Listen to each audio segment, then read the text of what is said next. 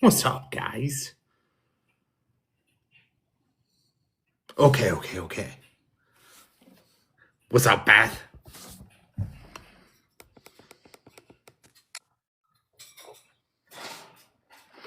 Hey, Alexa. Made it! Yay!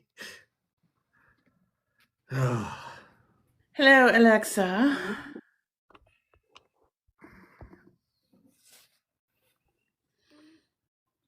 I feel like I was just talking to you guys.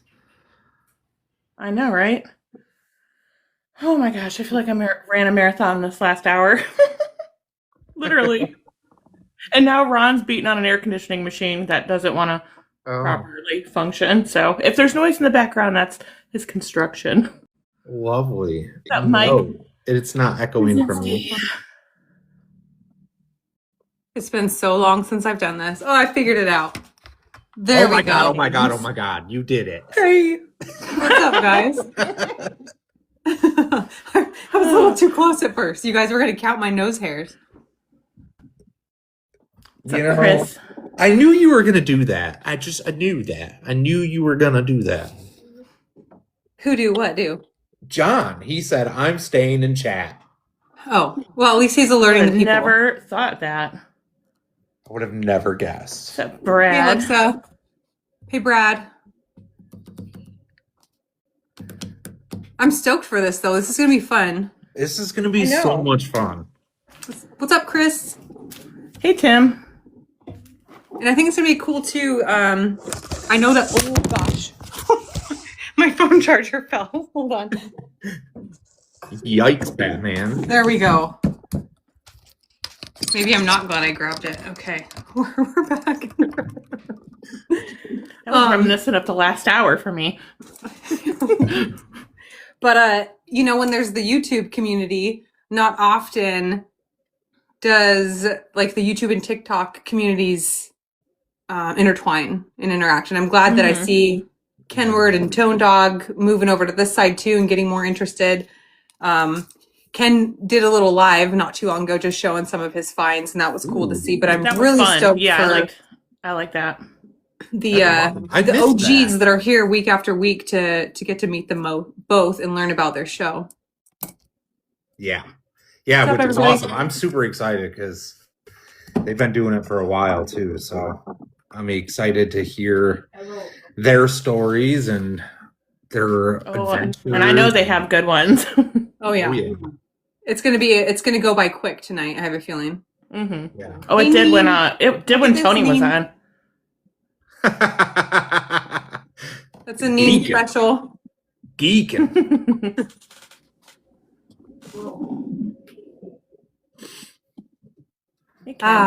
One of them is here. Kenward. Yes, Ken. Now we just need the other one. The other hooligan. The other hooligan. Hello, Janine. My water. All right, Ken. So you hit your photo there. It should populate options, and then click the camera on, and then in the red bar below it'll say save. Like Bada that? boom, bada There you bing. are. Just like Just that. like that. Did it. Hey, Kim. What's up, So proud of Ken? you. Hey guys, how are you? Good. How are you? Doing good. Good. Screaming in here late, man. I was like, lost track of time at work, and it was like, I gotta go. That's Gotta go. okay. How are things? Just in time. Good. Jay and Tiffany. Things are Yeah. great. They're busy, which is good. Tony, push the button, and then you push the button, and then you push the other button. There he You're pro, goes. Ken. He should be good at that. He's good at pushing buttons, right? Follows my instruction to the T. I love it. What's up, buddy? Alexa, why did you do that? You scared She's probably me. He always does that. if we can get the two of them. Was it my hand signal? Like when I do this, does it do something? Oh, just Did it do it? Ooh, that's right. a little It better. did that. It did. She adjusted it again. Something like that. There we go. Oh, I still don't want to be in this box. This is horrible. Real quick, okay, so while they're doing this, we'll go ahead and we'll make a little announcement here because we had a competition going on for a little while of the best iron. What was it? Best iron competition, right? Like dig everything, best iron competition. So we had a competition, and it was pretty awesome. It was a month long, right? Mm-hmm. We did For a the month of June. right? That's what I thought. So in second place we have Adirondack Jay. Jay, I absolutely love your piece. Those old barn door slides like that, it's those are cool. Yeah, they are. In first place, though, we got Robert McIntyre. So, if none of you guys got to see the video, you'll have to go on there, check it out. He tagged Behind the Fines in it, and myself, Beth, and John, I believe.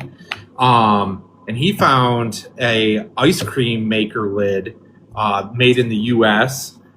Super cool. Not something that you get to see very often, that's for sure. So congratulations to Robert and congratulations to Jay. We will get you guys a gift sent out to you. So you'll have to get with us so we have your address. But yeah, so we're all here. We're done flipping boxes. I'm super there he is. excited. Is Tony back? Tony. No, he's like, I'm out of here. Yeah. He's like, I'm out. See you later. This Ken, guy I thought you were sucks. gonna start telling some campfire spooky stories because it looked like you had a flashlight shined on your face. That's the There we go. spotlight. He was late at night.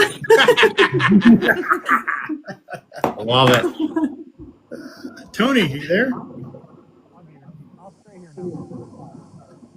I Oh. can't hear your mic. Your mic is not loud. Wonder.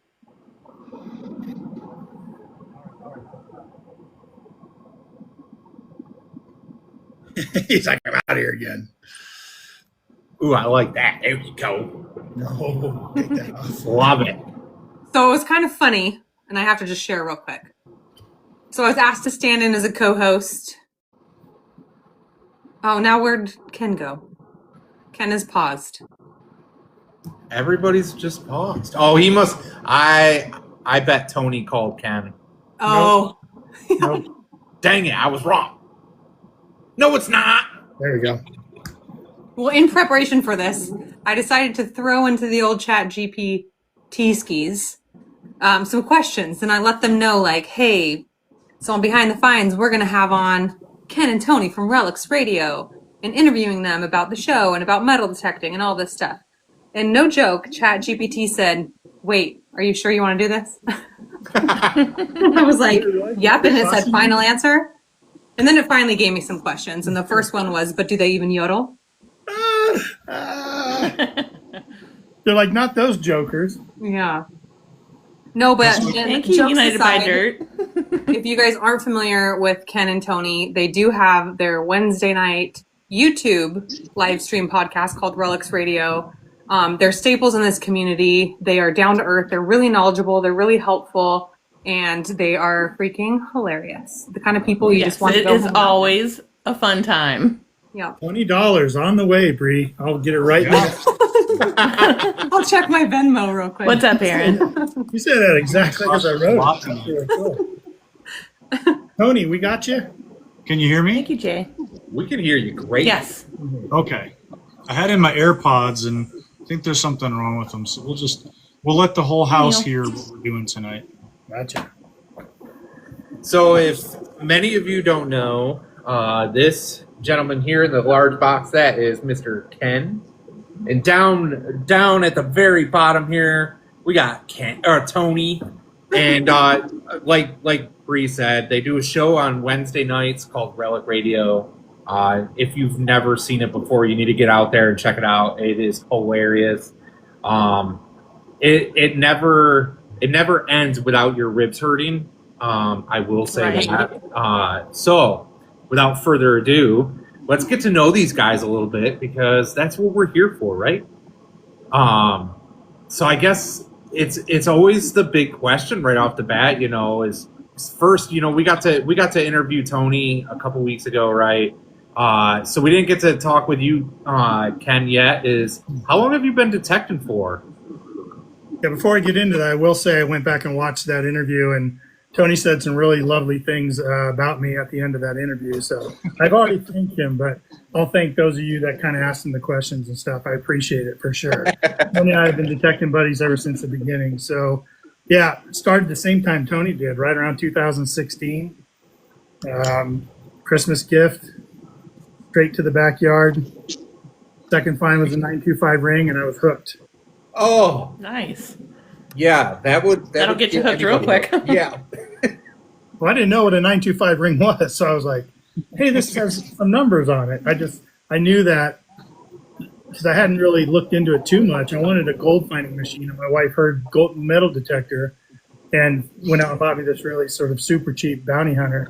And I didn't know, so I just took it, put it together, watched a quick video on YouTube about it, and I found this silver ring. It was only later when I discovered, like, oh, 925, it's like a desirable thing, Yeah, absolutely. That's wild. Yeah. That's crazy. So you started out, it was a cheapie then? Yeah, I think my wife got it for $50 on like a Black Oh Friday. my goodness. It was actually made of all kinds of throwaway parts. It used to be Bounty Hunter Time Ranger Pro, but they turned it into the Titan 9000. And it was just made up of all these different parts from the Time Ranger Pro that they had, and called it the Titan 9000. But I watched a video on the 100 GT. There used to be a guy, the 100 GT, used to put out videos. He had a forums. He was really involved in the community, and he had a video on it on how to run that darn machine. And he was so good at tutorials, the best, probably the best. And I felt like I mastered that machine before he even turned it on in the backyard. Like I knew all of its features. I was going through all of its features. And he said it was a real sleeper machine, which meant it did a lot for very little. Like it just had tons of features that a lot of the more expensive machines had. And so I thought it was great. I thought it was great. I didn't know any different, but I thought it was great. That's one thing I love about YouTube is, you can get on there and you can pretty much figure anything out. Just typing in whatever you want to know. I love that. Well, my wife thinks I'm brilliant. I'm really not. I just know how to use YouTube really well. Tony, what do you think? Do you think he's brilliant? I think he's brilliant. I mean, he fixes washers and dryers. I mean, all off of YouTube. He's built his construction career off of YouTube. Yeah, I don't know anything. Did I just see a galaxy pop up there? What was that about? What's that? Good. Did I just Jay. did I see a Jason galaxy? Galley. Oh, Jay sent a galaxy. let's go. Jay, I don't know if you were in here, but congratulations. You took second place in the competition, bud, for the best iron item. So congratulations. You'll have to, we actually know your address, so it's okay. You don't have to send us that. Congratulations. Not That's awesome. Thank you, Aaron. He knows where you live, Thank you, Jay. Felix. Yeah, we know. We'll come knocking. Watch out.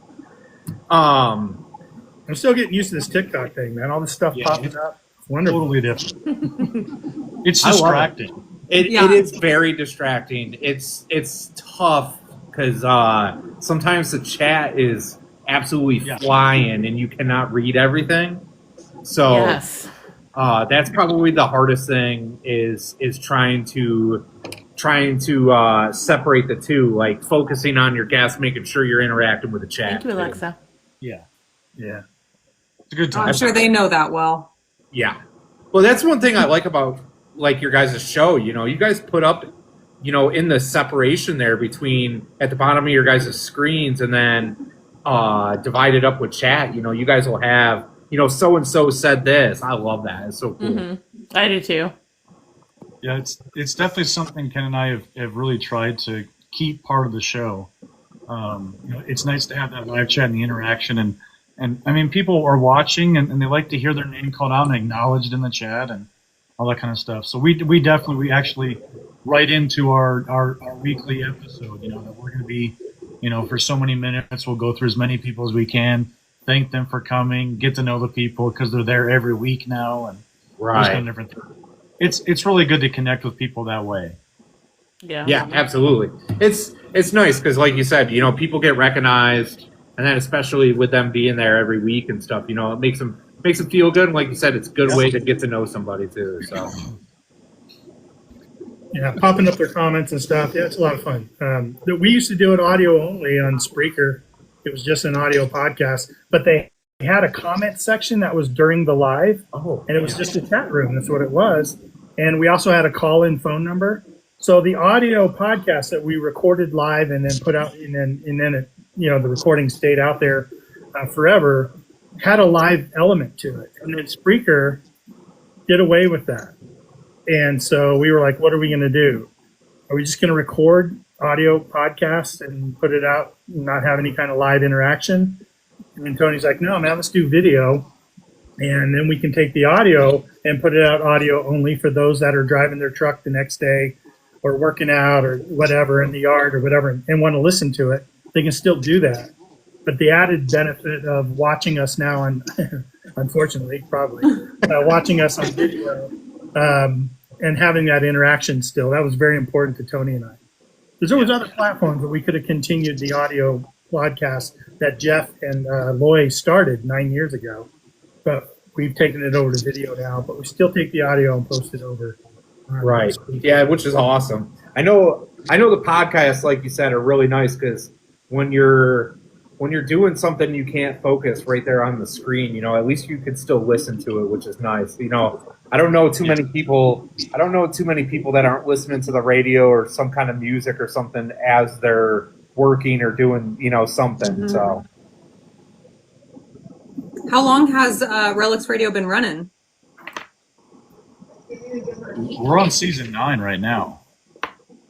So 9 What's years. that? Don't years. Okay, 9 years. yeah, that's incredible. Yeah, it's really great for something to go on that long, That's 9 years of guests. I mean, Tony and I are trying to get back to the consistency that we do it every week. Sometimes life gets in the way. But pretty much 9 years of, an interview of somebody 4 times a month. So for 9 years, there's a lot to listen to. If you go back in the list of programs, and you can go to Spreaker.com or anywhere, look up Relics Radio, and you can go back all the way to season 1 and just scroll through all the seasons and see all the different people that we've interviewed. It blows you away. It's like the who's who of metal detecting, and it goes all the way back 9 years ago. Who was the who's who of metal detecting, Right. And really fun to kind of listen to. Like the very first guest was Keebler from Stealth Diggers, Henry Moore, rest in peace, buddy. And he kicked off every season. He was the first guest of every new season when it kicked off. And he'd bring his banjo and his ukulele and he'd sing songs and just be Oh, that's fun. crazy Keebler, and it was fun. Yeah. I'm gonna have to watch those. Speaking of going back and watching old shows, what's an episode that everyone should go back and watch? Go ahead, Tony. Talking about 9 years of shows, man, that's a tough one. I would go back and watch Adventures in Dirt. There was a guest in season 1. Yeah, and there's a 5280s was a guest on the show in season 1 also. You can go back and watch this. Good answer, Phil. Wait, so did you guys? Was it you two who started Relics Radio? Or because I heard too, Mark Hoover, who I'm going to be with at this event in August, he mentioned something to me that he used to be like one of the behind the scenes people for Relics Radio. So tell me about that. He did what the Protectorist does, where he got guests lined up for Loy and Tennessee Jeff. Diggin' with 7 was Lloyd Milam and Tennessee Jeff, and they started it 9 years ago, audio only. And Mark Hoover would be the behind the scenes guy. He'd line up the guests, and I don't know if did he do the producing of that as well? No, he just lined up the guests and such. Lloyd was kind of doing the producing with all of his equipment because he was a sound engineer. And so they did it all through Skype. They had quite a setup. Actually, I still have the setup that I use today. Same thing, but took all the Skype stuff off of it. You had to do special setups to be able to hear callers when they would call in. That took a bunch of setup. Wow. But Tennessee Jeff and Loy, Digging with Seven, Loy Milam, started it 9 years ago, and they did it for a number of years. And I was a guest on season 1. Tony was a guest on season 1. We were really excited and really honored that, because it already had that kind of feeling of, wow, if they ask you to come on the show, it's kind of, honoring. It's like honoring you. It felt very honored to do that. And it was great. And so a number of years later, 3 years, Jeff decided that he wanted to take a break, Tennessee Jeff. And so Loy contacted me and said, hey, would you have any interest in being my co-host? I like the way you speak, kind of, carry yourself okay. And I said, yeah, I'll give it a shot. We'll see how it goes. And so I tried it. And then, a few years later, I'm still his co-host. A couple of years later, I'm still his co-host. And at that point, he decided he wanted to take a break. His grandkids getting older, and he wanted to spend time with the grandkids. So he kind of turned the show over to me, and I thought it was very natural for me to grab my digging buddy, my YouTube friend. Tony and I have been hunting together since the beginning, and bring him on as a co-host, and we've been together ever since, doing it ever since. So how many years now, Tony? I can't even remember how long you and I have had the reins, but it's like 3 years or at least, man. It's been a ride. Yeah. And like Ken said, we we made some adjustments. We kind of brought. I mean, Loy and Jeff were old school. The radio type of thing, that the audio only podcast, and then when we kind of took it over and were forced into making a decision about the audio side. We're like, well, let's do it up with with video. We both had YouTube channels that were becoming more known out there, and so it was like, well, let's take it to YouTube Live and just do it that way. YouTube Live was just starting to kind of really pick up, and so we're like, well, let's just do it there, and we'll have guests on, and then have guests be able to show their finds and put videos in and those kind of different things. And so we have kind of put our own little spin on it, but still trying to hold the core out of respect to Loy and Jeff, and make sure that we still upheld what they saw that the show being, and just continue with that as well. Yeah, their tagline was "Two rednecks with a microphone." Yeah. They used to say, "No, we're just two rednecks with a microphone." They're absolutely awesome. And when Loy passed almost a year ago, actually we're coming up real soon for Loy's passing. There's a great answer to your question. You want to go back and watch an episode? Yeah. We did an amazing tribute episode to Loy Milam. We had a lot of special guests. Jason Cororder came on, Mark Hoover. We had a bunch of people that knew him, and that's a great. If you ever knew Loy, or even if you want to get him, you can go get to know him. You can go back and watch that episode. It was pretty good, pretty touching, and pretty good. Great. We had a lot of recorded audio from Loy. Videos. We put videos. A prayer for us. That's awesome. Yeah, it was awesome. It was that was probably my favorite episode, to be honest. Like that was, kind of that just that emotional side of what we're carrying on, and through him and stuff. So yeah, absolutely go back and watch that. It would have been July of 25, and you can see that on YouTube. Sweet. Yeah, I'll definitely go back and check that out. Yeah, that was a good one. We try to have fun on the show, We try to get interesting guests, not always metal detecting, sometimes other genres. We want bottle diggers. We haven't had too many magnet fishers on, but we're going to probably get some of them on. We got some people over in the UK coming on soon. Just kind of, compilation of all kinds of different people in the treasure hunting community. We've had treasure hunting people. You've recently been on, so you can kind of testify to kind of, we get a lot of guests that they're kind of nervous in the beginning, like they're nervous to come on. They didn't really know what to say. What are we going to do? What are we going to say? And we just try to have fun with it and kind of try to make the guests shine and try to make the guests the center of the attention and the questions and really kind of make them shine, but also make them feel comfortable, And we had a good time with Bree. It was a lot of fun. Good show. Yeah, it was. You guys are incredibly easy to talk to.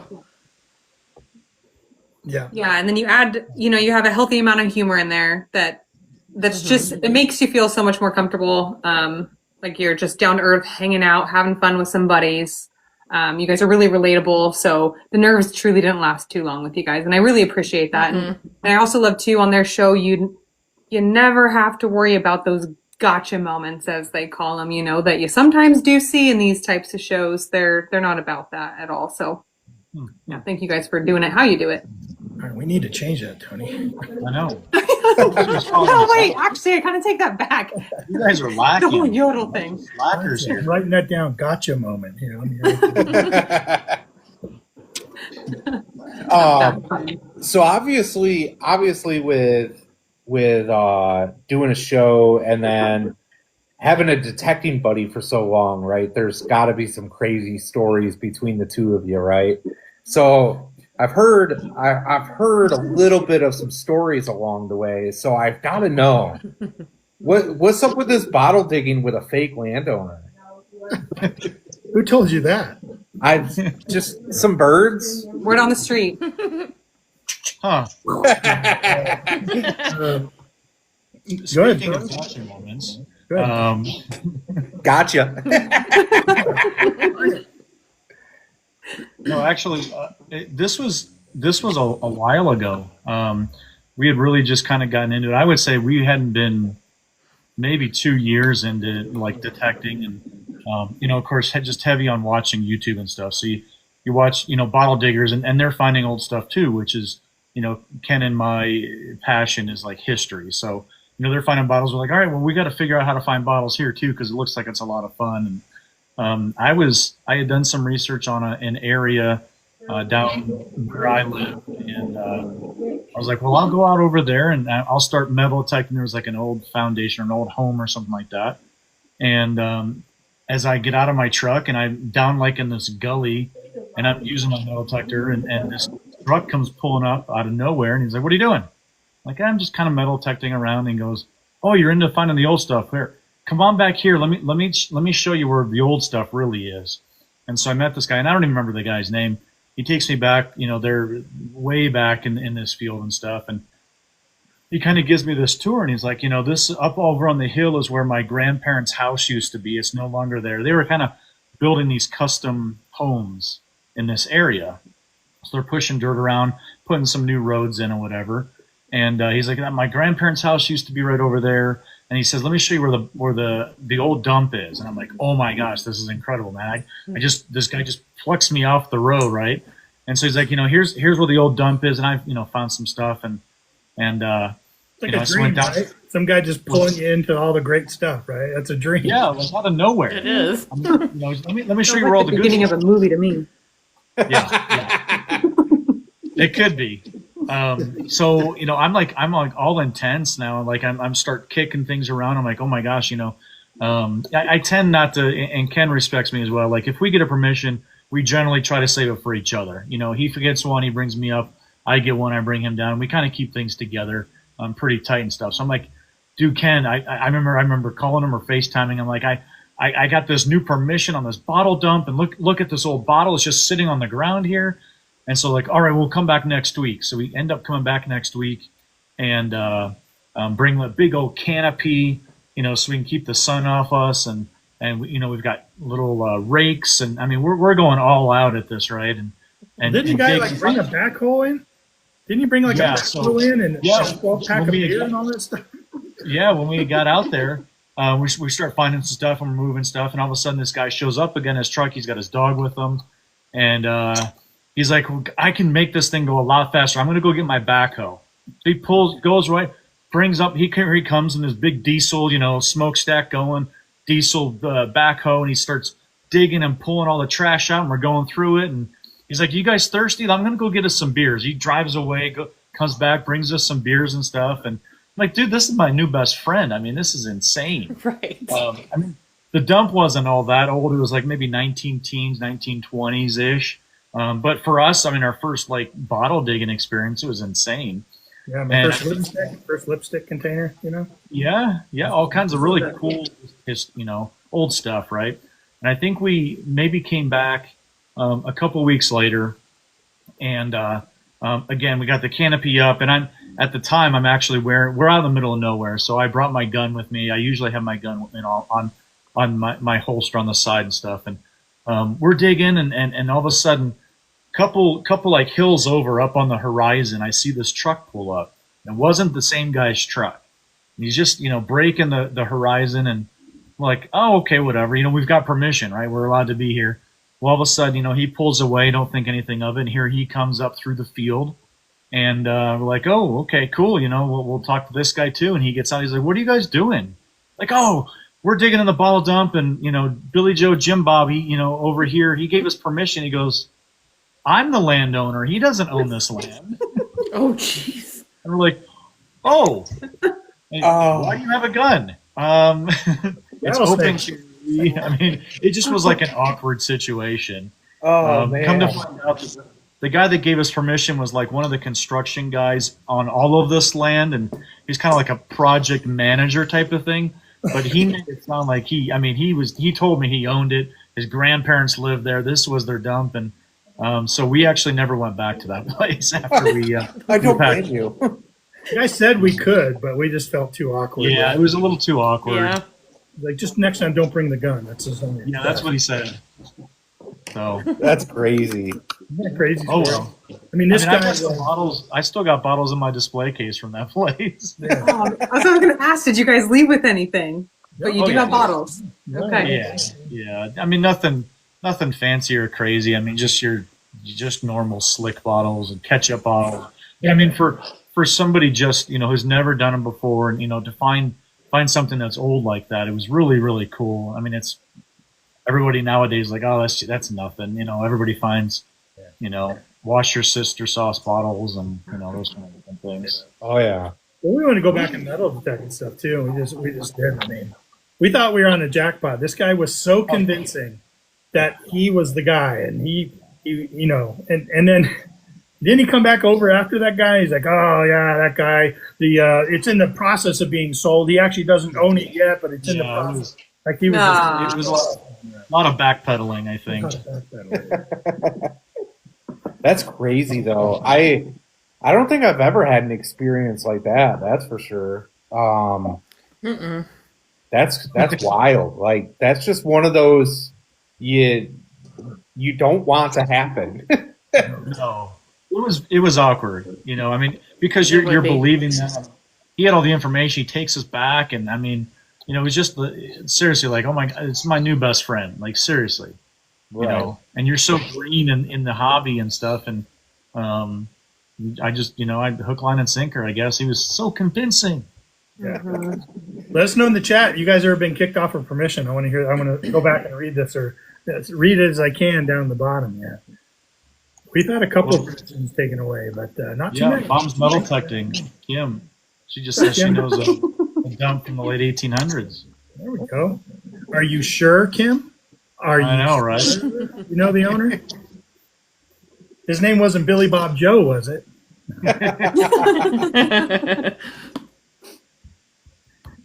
How about you guys on the panel? You guys ever get a permission taken away at all? I have Have had not yet. I have had a permission taken away and then given right back about the next day. Oh. That was a weird situation. The landowner, him and his wife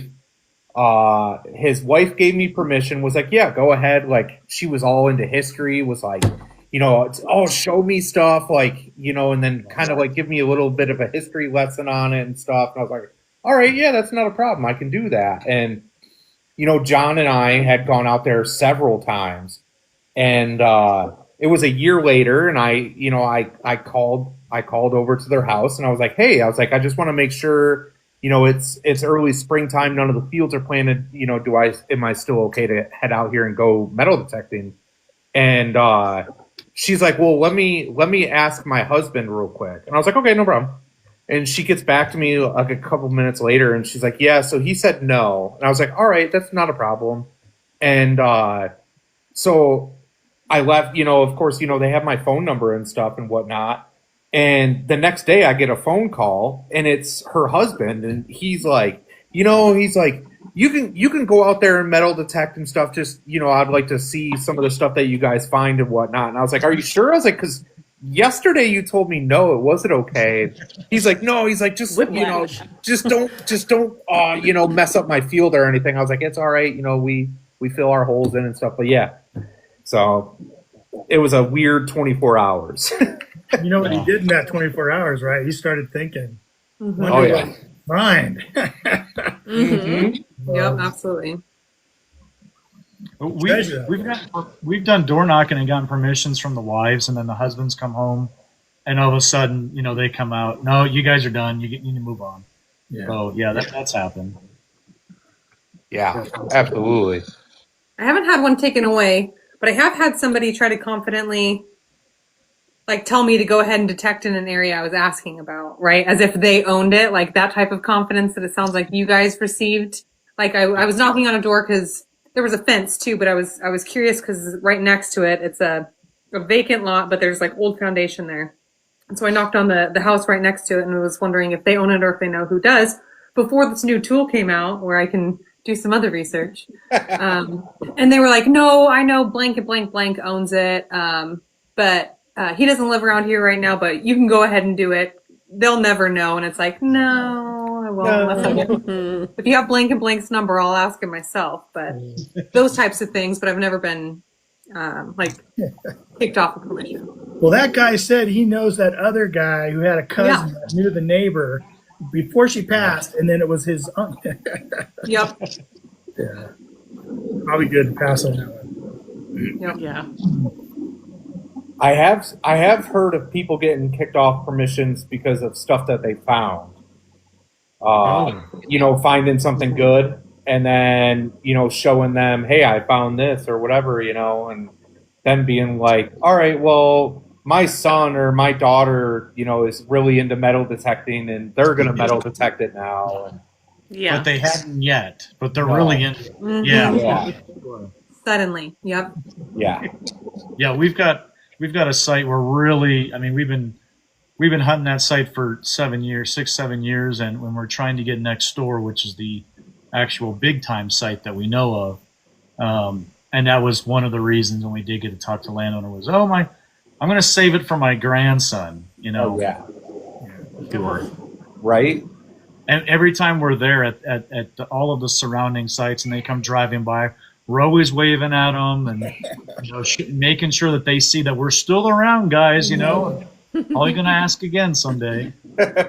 He gave us permission in the back field, kind of. He's got this big mountain, a big hill by his house. Super historic property. Tied to a bunch of Colorado legends, everything. Really, really target. Oh, wow. Oh, And he gave us in the back field. We call it the llama fields because sometimes he'd let his llamas out there and they're not too nice. But we have found some really great stuff back there. Yeah. And we went on that hill. We just went on that hill and more by the barn and the ranch house and all that stuff. We just can't get on there. That's what he's saving for his grandkid. But Yeah. dang. That's always rough too. I know how upsetting it could be when you're looking forward to this permission, you do your research, and you're super excited about it, and then you get shot down, or you get that story of, oh, my grandson or my son's going to detect it, and it's like, you gotta be kidding me. I had a guy wouldn't give me permission after, so it's a hay field. It was before everything started growing. And I was like, oh, cool, perfect. I'll try to hit this location.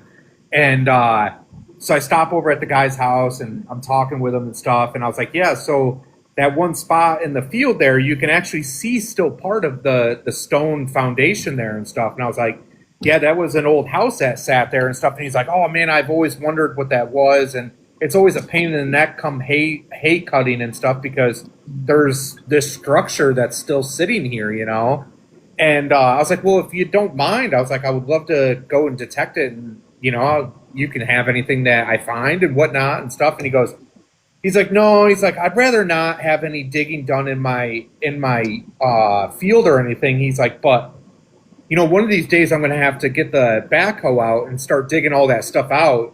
And I was like, what? I was like, but I'm making little holes. You're going to dig everything. that's right. I couldn't believe it. Yeah. That's Tell him to give you a call before he brings that sucker out. Right? That's Right? what I'm saying. Yeah, that's hard. That's definitely hard. Yeah, absolutely. Actually, last time we were at that site, Ken, were you? I don't think you were with us.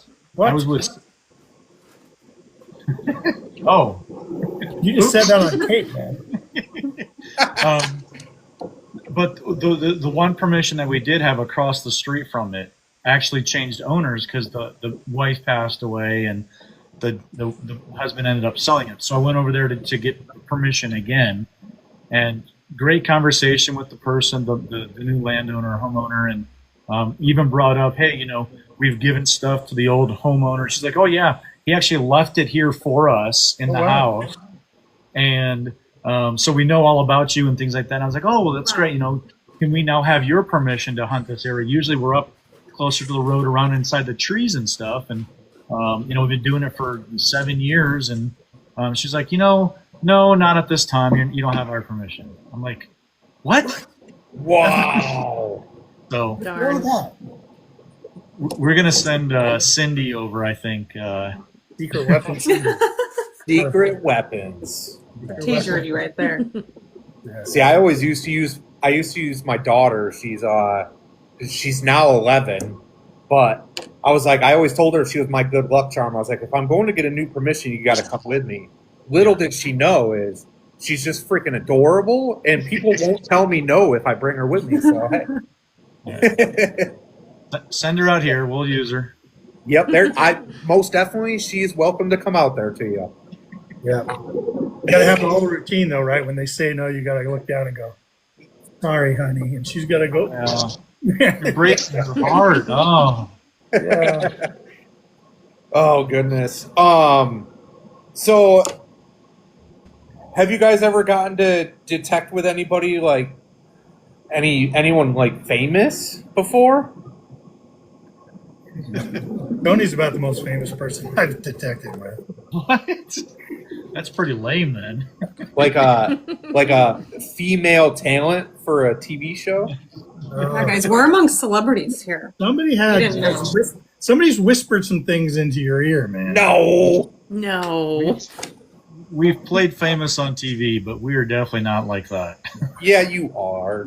Matter of fact, being in that situation a couple times, being on a TV show a couple times, and seeing behind the scenes how the crew behaves, how the talent behaves, how the producers behave, the sound man, all that stuff.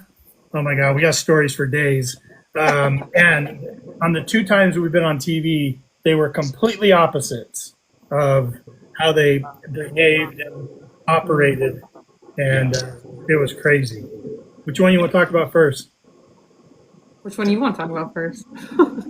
Start with the first one, because that would really, we came away from that going, I don't really want anything to do with this ever again. Really, it was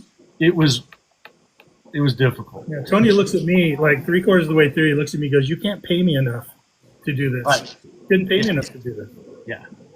And they were paying us, but not enough. Not enough. Clearly not enough. Not enough. So a producer from the UK, from the United Kingdom, posted on this Facebook group, hey, looking for some metal detectors, basically. Didn't know what it was about, but Tony had reached out and got a meeting set up with this guy on Zoom.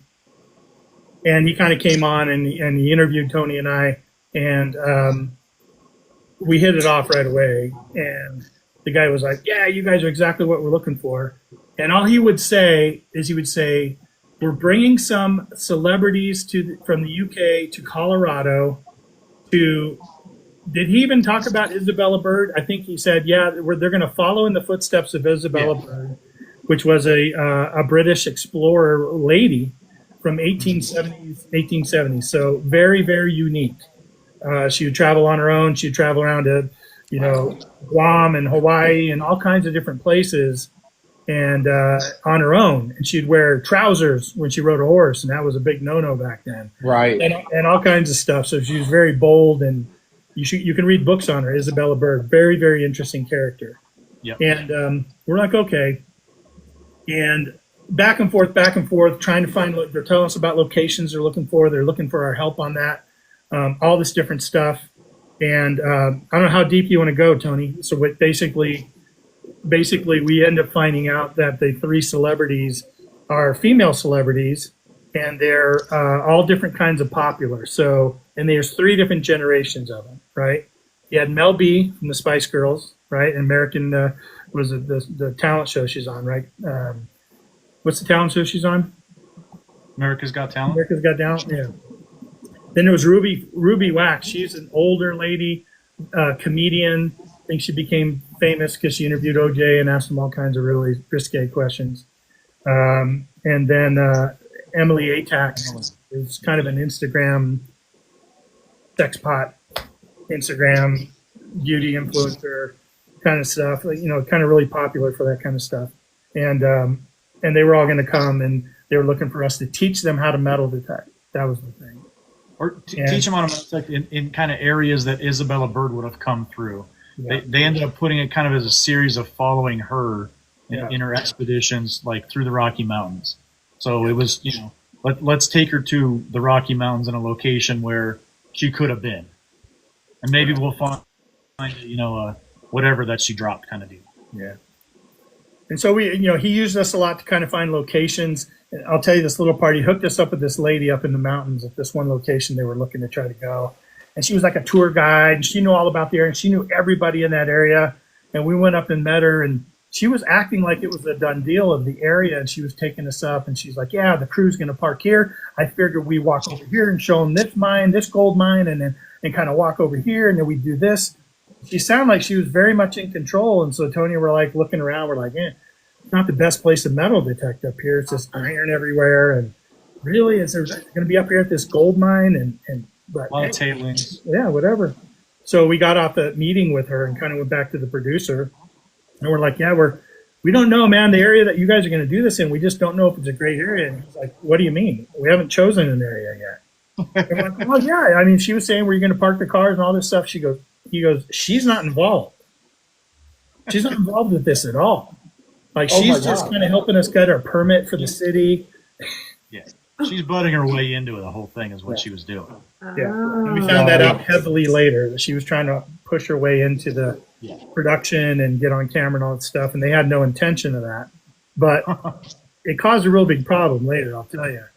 So they came to town. We finally got an actual location.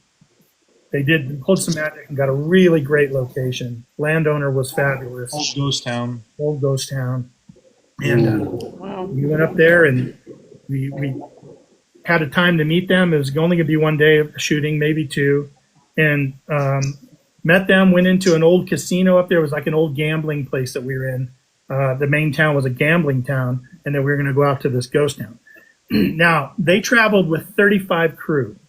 Holy cow. Each one of the celebrities had their entire handling team with them. So about 6 or 7 each, seemed like. Wow. What does handling team mean? Honey, let me.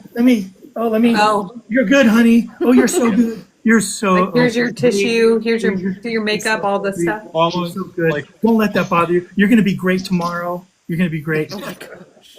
Following behind them with Instagram taking pictures and posting that, and yeah, handlers. I don't know if I could do that. Yeah, that's how we met them. Yeah, and each one of them had their own vehicle too, so they each pull up. There's 3 black Suburbans that come up. Yeah. So what was it like in the show? Were they all riding together in the show? Suburbans and motorhomes. Oh my god. Oh my gosh. Yikes. They needed some we place had to to do make the sure makeup and change. we had to make sure that there was enough room to park the motorhomes. For one day of shooting? Yes. Oh my goodness. That's nuts. But the director, the associate producers, the sound guys, the cameramen, they were all wonderful. Wonderful Top people. notch. Top notch. Sound guy was probably one of the coolest guys I ever talked to. Yeah. He's like, you know what I've heard? I've heard a lot. Yes. Because everyone's mic'd up, you know what I mean? As they're sitting around don't waiting take for that the long. show.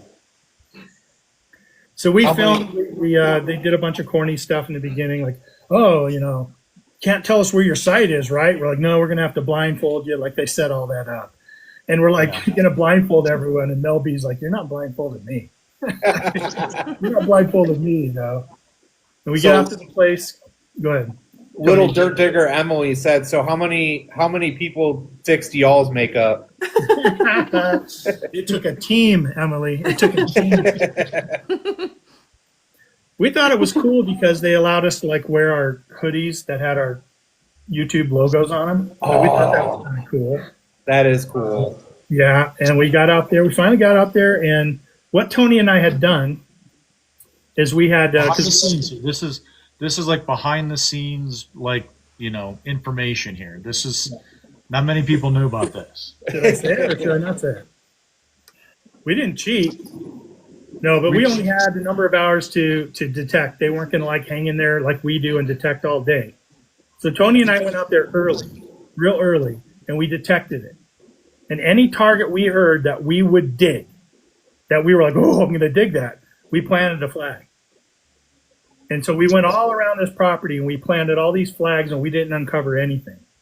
We didn't really know what anything was, but it was the best sounding targets we could find. Right. And so when we brought everyone up, we told the producer that, say, see all those flags? Those are targets we would dig. We don't know what they are.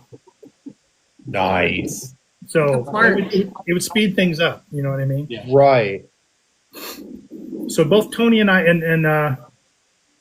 and so right before we got going, like Tony and I put all the safety gear, the knee pads, the hip pouch, and all the stuff on these celebrities. I remember ATAC. I'm like, you okay with me doing this? You know what I mean? She's like, yeah, go for it. And it was fun. But then here come that lady. Here come that lady that was trying to inject herself into things. Trying to get in on it. She stirred the pot, man. Oh. She caused such a ruckus. I mean, they were throwing a fit. She had ruby wax. She was in her ear the entire time. And the producers were like, Ruby, she's not a part of this. And she's just like, you know, because they come and did COVID tests for Tony and I, and they didn't do a COVID test for her. And she's like, how come I'm not getting a COVID test? And they're like, you're not part of this, you know? You're not a part of this. She was throwing a fit, and she got Ruby Wax really fired up to where Ruby Wax came over, and she's like, well, let me ask you guys this. Do you know about the gold rush and the big mine and the 1870 discovery of this and that? And we're like, no, we don't. And she's like, well, what the hell? And she's running around. She's throwing a fit because that lady's over like, go ask him this. Go ask if they know this or that. And we're like, we're metal detectors. We're here to teach you how to metal detect, and we're going to go find some things. We're not here to talk about the history of the gold era. Right. You're in if that's what you want to talk to. But so they're throwing an absolute fit. She's throwing an absolute fit to the point that Ruby Wax decided she didn't want to metal detect. Yeah. Oh my I'm gosh. not doing this. And they ended up having to ask the lady to leave because she was causing such a stir, you know. Goodness gracious. That's So crazy. basically, Tony and I, with our own camera crew on each one of us, we each had our own junior producer and a camera crew on each one of us. Tony was with Mel B, and I was with Emily Atack.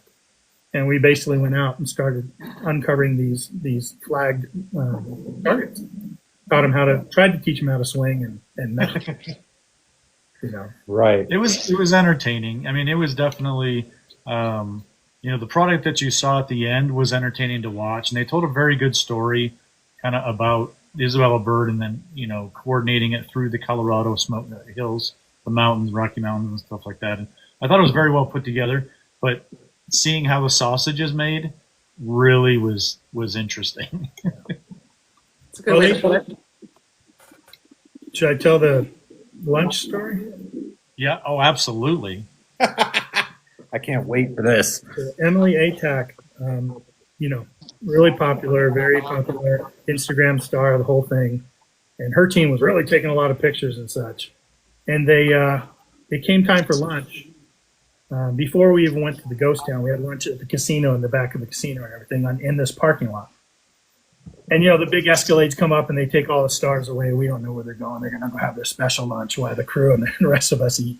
They actually provide some really great wood-fired pizzas for everyone, just a ton of them. It was really, really good. And they have some great ones up there. So we were really enjoying it, and salad. They had salad and everything. Talking with the crew, like conversing with everybody, getting to know everybody. Like it was an awesome once the talent was doing their thing, everybody else was like whole different experience. Right. They had this Jeep with like 35 cameras on it for different shots and microphones that the talent was driving. And so when you see the video, it looks like there's just these women driving in this Jeep and there's these conversations. But there's 35 cameras on that Jeep. Wow. Oh my And so we were gosh. looking at the Jeep and asking the owner all about it, and it was so cool. And then they made it look like they all rolled up together and not in their own Yes. motorhomes and stuff. Oh yeah. Definitely magic of Hollywood. Yeah. And you know whose production company it was? Gordon Ramsay's studio. Ramsey Really? Studio. Oh, wow. Ramsay Studios, that's who put it in. Wow. It was really cool. So they were spending some money, man. I'll tell you that. But during lunch, we're all there. We're all doing this and kind of waiting what's going to happen. And all of a sudden, one of the Escalades comes back. If I get too loud here, you guys tell me to shut up. One of the Escalades comes back, and the door flings open, and Emily Atack spills out of the back of the Escalade, falls on the ground, and she's going, "No! No! No!" I mean, everyone in that parking lot stopped what they were doing, looked at her, looked at each other like, what is going on? Okay, guys, in my mind, immediately, I'm like, her parents died in the United Kingdom, It was or her dog. Something traumatic. Mm-hmm. So she traumatic. she threw herself onto the Suburban and like was just like throwing a little temper tantrum. Like And even Lord. ran, and it started running from the people that were trying to console her. Her Handler. whole team is like, Emily, Emily, Emily, Emily, and she's just like running and then falls on the ground again, and she's stomping her feet and she's swinging her head back and forth. You guys know what happened? Somebody sitting next to us ran over, and then she came walking back, this person, and told another person sitting next to us. And we're listening in, and we're like, what? And the other girl's like, what? What's going on? And she goes, she missed her lunch. Oh my Lord. You got to be kidding me. She took too many Instagram photos and missed the lunch, and they didn't have it still sitting out for her, so she missed her lunch. And so they're trying to grab her pizzas, and she didn't want that, and you know what I mean. It was, but that's what she See why they're in Hollywood, huh? Oh gosh. could not believe it. Tony and I Well, looked at each other like, Yeah, are you we had kidding me? we'd only done the one little scene inside, and then they went off and we ate and stuff like that. So all of a sudden now we're looking at each other going, what do we get ourselves in? Like, what's the rest of this day going to be like? And they were talking, they had a schedule for 2 days. We're going, what? I don't know if I can come back for day 2. I don't know if I can do the afternoon session here. Starting a little COVID coming on. Oh my Lord. And I don't want to go into it, but there was other incidents like that. Oh wow. Throughout the day. But we got to detecting. We didn't know they were doing this, and I think it just turned into it, right, Tony? I don't think it was planned. No. But I'm up here, and Tony and Mel B are down here, and we started finding things. Yeah. Okay? Like good things. Yeah, good things. And they would start yelling at each other, the two celebrities. Indian head penny! And the other one would go, what's that? Does that beat what I just found? And Tony would be like, yeah, that kind of beats what you just found. And then she's like, oh, yeah. They're making faces at the camera. And then Tony and Mel B found a merchant token for up in that area. Oh, wow. And Yeah. Tony's going, Tony yells at me, roundness in the hole. And Mel B goes, roundness in, what's roundness? Because Tony's yelling at me and she's yelling at Emily. And then so Emily's like, does that beat our Indian head penny? I go, yeah, it really does. But it was fun. We had a good time with them as best we could. Seemed like they relaxed during all that. And then after we got done, we kind of hung around for the rest of the shooting, and they were doing some other stuff with the landowner and showing all their finds between the three of them. They were both showing Ruby Wax what they found a big old, mining pickaxe and all kinds of stuff. And it was fun. We kind of hung out and watched the rest of it. But, and there was some other situations that happened there too. But yeah, we ended up leaving. So that was kind of our experience. And we had to wait till they produced it. And then to be able to see it, like it's hard to see stuff over here from the BBC or from UK. Yeah. So we had to kind of find a way of seeing it and stuff like that. And so, Well, dang, I want to watch that. yeah. I know, right? That's definitely a different take on detecting, Like, Absolutely. sounds like a wild experience. Yeah, when you watch the show, they turned it into the evil greed Yeah. of Colorado. Yeah. Huh. That's the way they turned it into. like Americans just so greedy back then. They destroyed everything, which they Yeah. did. They destroyed everything in All Colorado. the trees are gone, and Yeah, and Isabella Bird was finding gold. That's the way it came off. But in the middle of it, we were teaching them how to metal detect. Did your guys' thoughts on like reality shows in general just drastically change after that? Right?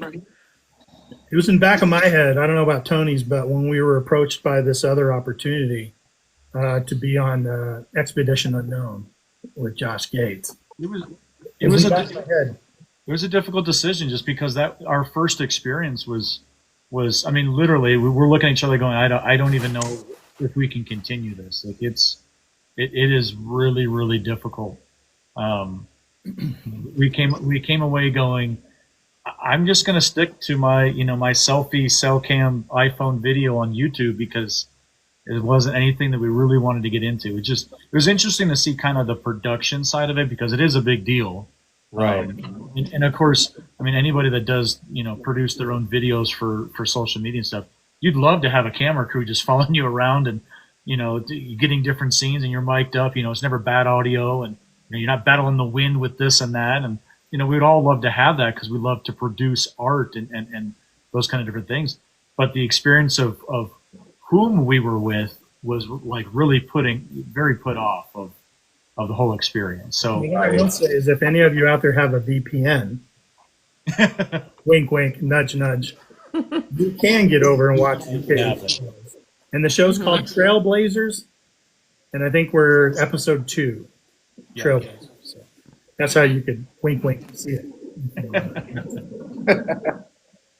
But we took that into consideration from when we got approached with the second one. But I mean, I don't know really what was the deciding factor on that. Was probably just, just a different type of show. Yeah, we were fans. Fans. Yeah, we're already fans anyway, so it was little freaking out with oh my gosh, Josh Gates, and we watch every episode of Expedition Unknown anyway. So it was like, you know what? Even if it turns out bad, it's still going to be an experience to go do this as the next one. Yeah. Right. Yeah. That's crazy. Yeah, but the second one turned out heads and He tails. seems like a cool guy all around. Amazing. Amazing guy off camera, amazing, just like he is on camera, just best bud. Just You see, his humor does come out like in the show. They do keep that in the episodes and stuff. He has a quirky part to him and stuff like that. When those cameras stop, he's 100% the same. There's no difference in personality or mannerisms or the only thing I will say is he definitely was more he was very approachable and genuinely interested in who we were as people as well. Right. That's awesome. yeah, That goes a long way. straight out of the truck. He's like, "Oh, is It that really the does. Manicore?" He's like, straight out of the truck. He's like, "Tony, is that a Manicore?" He's like, Yeah. man, it's like I'm swinging the 900 or whatever he's like, or 800. I think he had the 800. Yeah, he had the 800. So yeah, he knew metal detecting right away, and he's a metal detector. I mean, he's definitely one of us. He knew how to, he wasn't like, "Can somebody help me turn on my machine?" You know what I mean? He was Yeah, out swinging, man, right away. Yeah, he raced us out to the field. It was that anxiousness That's of getting. awesome. So, yeah. Did you see what Emily said? Emily said, "Oh my gosh, I met Gary Drayton from Oak Island when I was 7 years old, and I asked him why they haven't found anything." Yeah, great job. Good job, Emily. Oops. Love it. Great job. Those 7-year-olds with no filter, I tell you what. They just asked the darndest things. Well, they ask the questions on all of our minds. That's what it is. Yep. Mm-hmm. But Can you remind me what your episode was? It Buffalo Bill? Was Yeah. that okay? Yeah. Buffalo Bill's lost cache of whiskey. Yeah, that's right. Yeah, it was Lord Dunraven. Basically, there's an area in Colorado called Estes Park. Probably one of the more beautiful places on earth, in my opinion. Absolutely beautiful. And Lord Dunraven, back in, I don't know, early days, bought it all up, and he wanted to make it a hunting preserve type thing. And and he had this old hunting cottage, and the things were that he would bring all these dignitaries and Buffalo Bill and Texas Pete and all these different like Wild West showmen and rough cowboys and this and that, and he'd bring them up there and they'd hunt elk, and they'd just hunt and drank and drank and hunt and drank, and they would have to carry their whiskey up and down this hill, and it was very treacherous. It was steep, it wasn't cleared, nothing was developed, and they would drop it all the time. This, from where was Dunraven from? Was he from Ireland? I think he was Ireland, yeah. Yeah, and he, so finally, the story is that the porters that used to bring it up and down, they decided they're going to bury a few cases of this whiskey up there, and just let it go over the winter and all that stuff. And the next time they come up, they just had to unbury it, clean it off, and so that was the legend. And so we were there to try to find. It was actually Lord Dunraven's whiskey, but they called it the whiskey from Buffalo Bill, but Buffalo Bill whiskey stash, and. So and it was this legend. It's been up there for a long time. So we got to meet the landowners of this. They've restored Lord Dunraven's house and cabin. This couple that owns the land, and that's one of the coolest parts of this story. Matter of fact, Tony and I are getting ready to go to their 50th wedding anniversary. Yeah. Oh, that's In a couple of awesome. weeks. And they were just so delighted and have invited us back up numerous times, and we had a blast. So. But Josh Gate's completely in control. He knows it so well. He knows what to do so well. It was a He's pleasure so- to watch. It was Watching. so fun to watch. Yeah. I didn't think so. I thought he'd have a director, and the director would be in there, and I was like, nope. Gets out of his truck. Hey guys, what's up? Hey man, good guy, cool man. Talked about Jeff's coin they wore around his neck. Tony's detector. Yeah, okay. So hey, here's what we're gonna do. We're gonna set up over here. I figure we set up over here. And the cameramen that got there early were telling them about some of the shots they saw and some areas they saw for backdrops. And then he just started going. He's like, all right, let's do this. You go this. Gary, I want you to pan left, and then we'll start the interview with the archaeologist, because they had an archaeologist there and a local historian.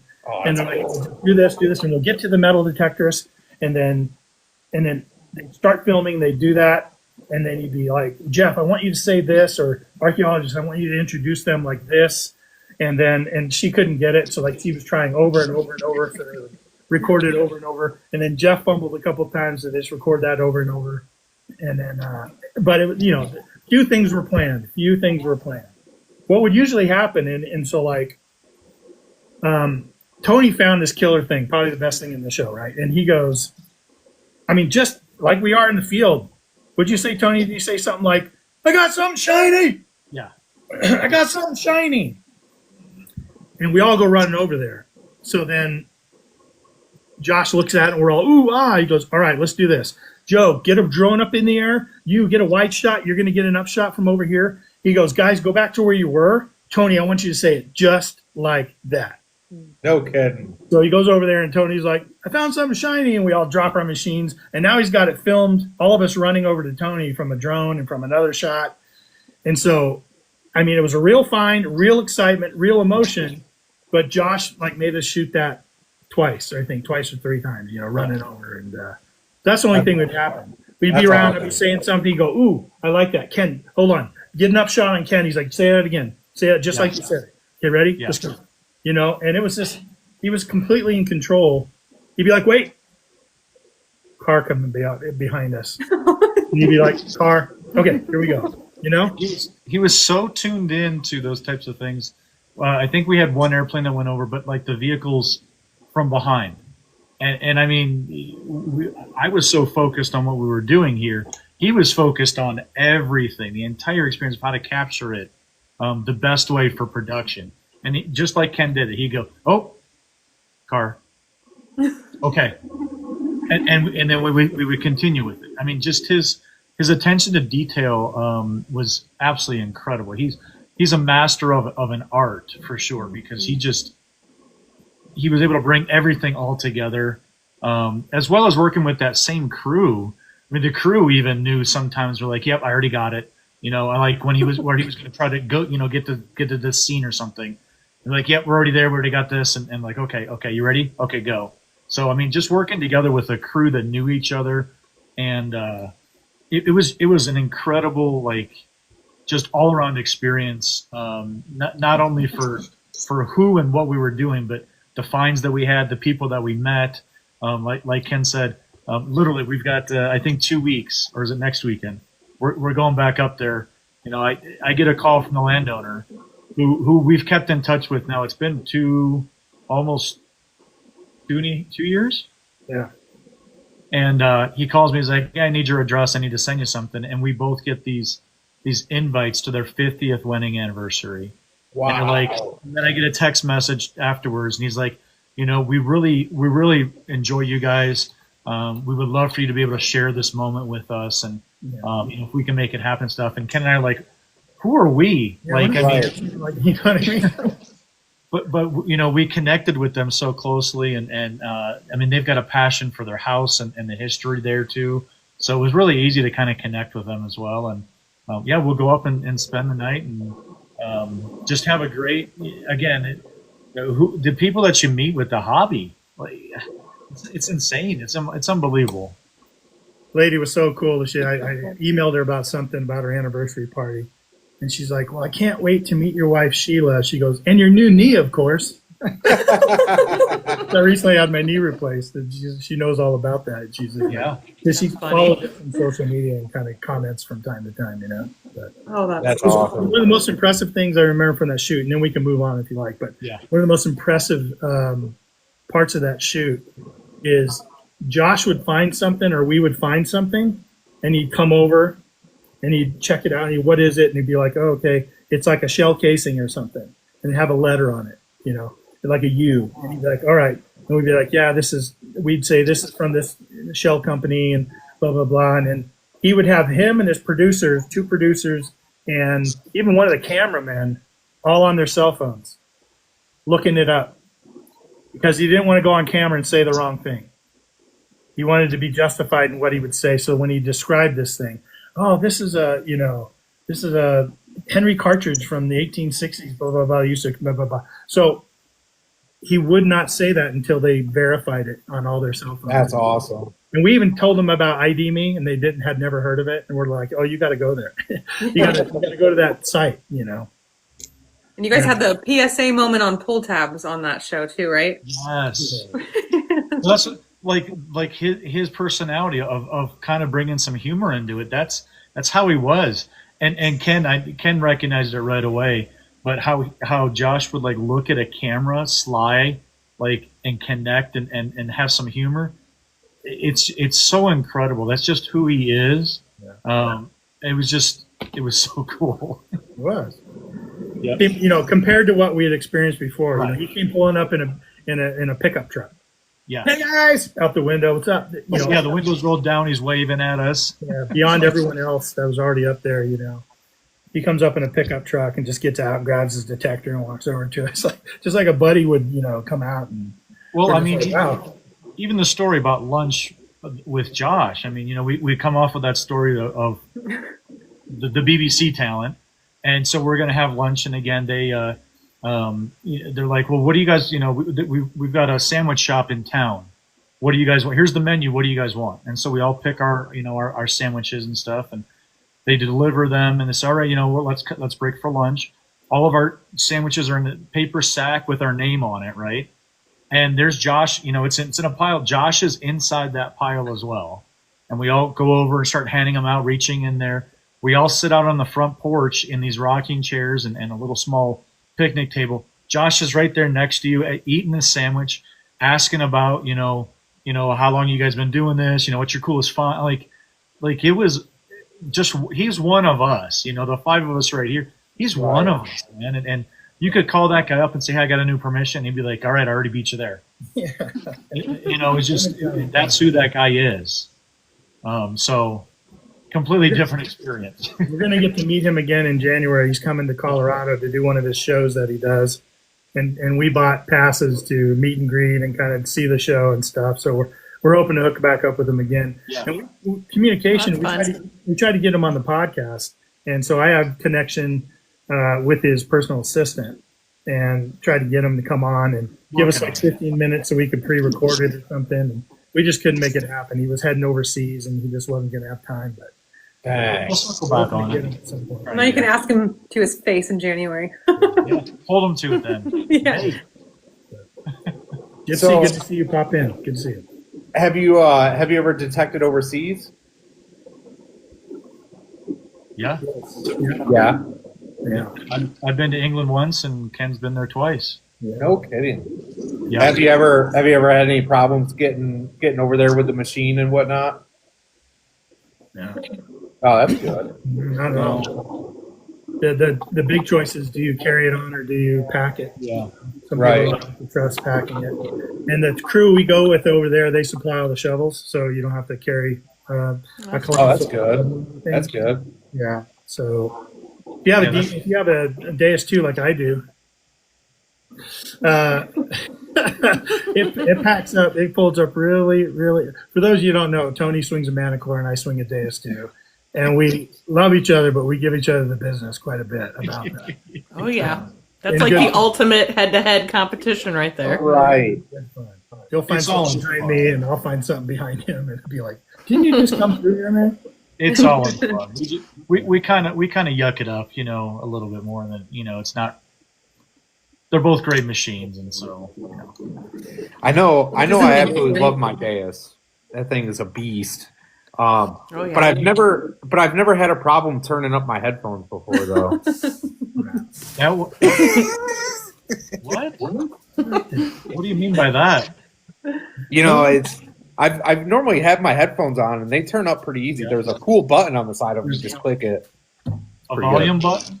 Yeah. You can usually hear. I don't Oh even yeah. know. It's great. I don't even That know must what be they're a talking new about. feature. Yeah, tell us about that, Ken. I don't even know what they're talking about. Hey, wait a minute. I'll give. He can tell the story, but I'll tell you. We both had just gotten our machines. Okay, they were brand new to us. He had gotten the Legend, and I had gotten the Manicore, and neither one of us had even used it before we went over to England. So, the first time we turned it on was we're over across the pond, in Colchester, England. Quick learners. From Metaltech, and we're like, I hope it works. I don't even know what if I hear a beep, I'm going to dig it because we at that point you know nothing about the machine. So Ken, what happened from there, buddy? Yeah. So we went out. I mean, in England, you dig everything you hear. You detect from dark to dark. You're just hitting it hard. And we went out and we're swinging and like fairly close to each other, 20 feet away, whatever. And I can hear Tony's machine outside his headphones through my headphones into my ear hole. Like I can hear his machine and it's going back, back, back, and it's just hitting these targets so hard and so loud. I'm going deaf, so I keep my volume up very high. And I can barely hear mine. And I'm like, so I'm on my controller and I'm like, volume's up at 10, volume's up, everything's volume's up. I'm like, bink, bink, bink, bink, bink, bink. And I'm like, man, is this really as loud as the Legend gets? Like I was like, man, I don't like this, So eventually Tony and I got together again and he's bang, bang, bang, bang. He's crushing me. And I'm like, dude, I go, listen to these headphones.